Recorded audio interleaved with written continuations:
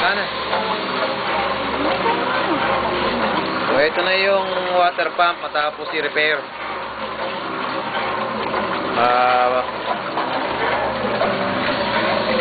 Pinaltan siya ng mas malaking pulley size para bumilis yung stroke niya. At i-repair yung plunger sa ilalim kasi may nasira na yung rubber niya. Kaya ito hawak ni Eden. Yan. Nagkaroon na ng butas. Kaya hindi na siya makapagangat ng tubig. Kaya pala tagal-tagal bago makapuno ng tangke. So after repair, ito na siya. Malakas na. Hintay na lang namin siyang pumuti bago itap uli doon sa water tank. Yan, pati yung check valve na sira na rin. Ayan. Ito na yung water tank.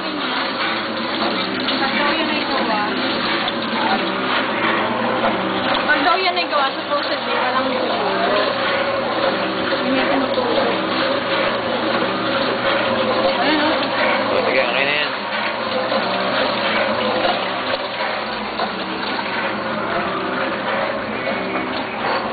Ito na yung lanay area namin.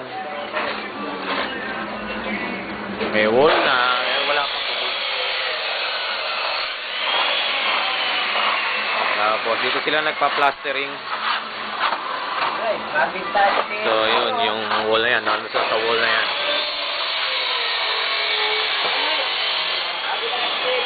So nagsimula kasi sila sa likod eh. So ito yung gawin na sa likod. Building na, buldura na lang.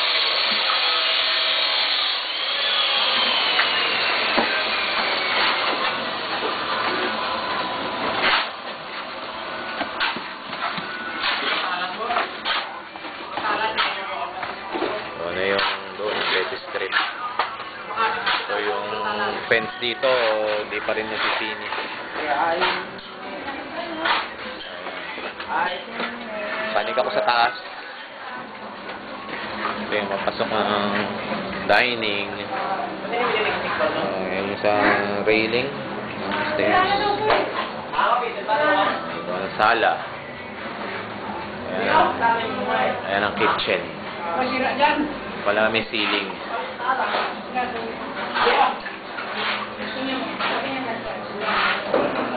Ito yung stairs. Pero yung mga wall, na-coating na ng mga imamasilya siguro to ngayong week na to.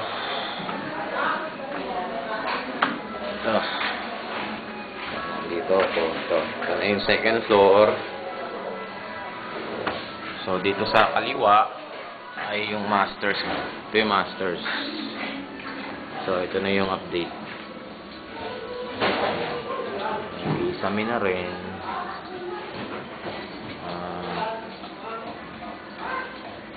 Coating na rin. So, ito yung closet. Wala pang mga tiles. Lavatory. Wala pa pala yung granite. Ito yung cabinet.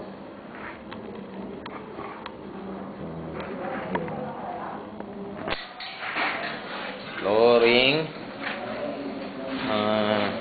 Finish na. So, wood parquet na lang ilalagay. So, ito yung second CR.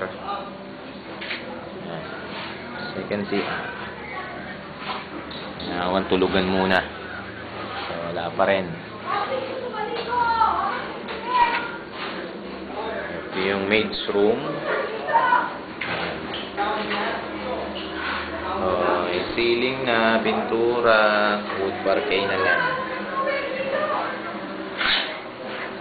So, ito yung kwarto ni RJ. Ito, medyo sinisimula na yung parquet. So, ito yung inuna nila.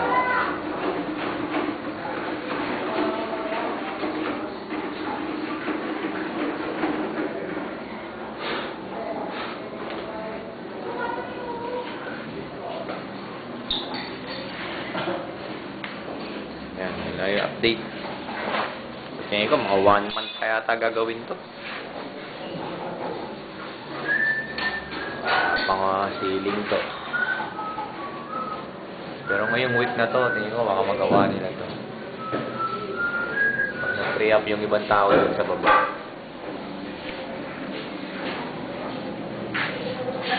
Yung last yun sa terrace.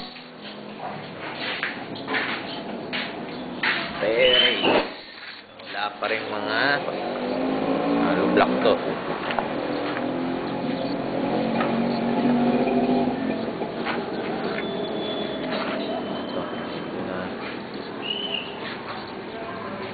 Ayun, yung kabilang bahay.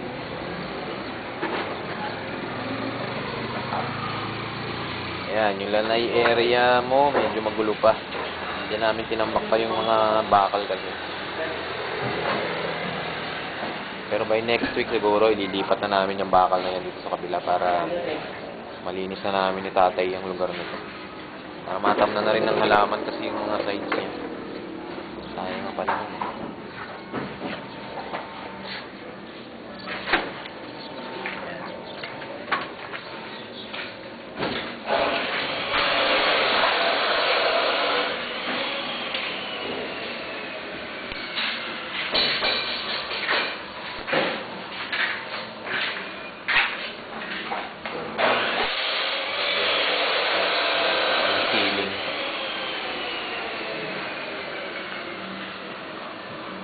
So, ito yung shower room eh.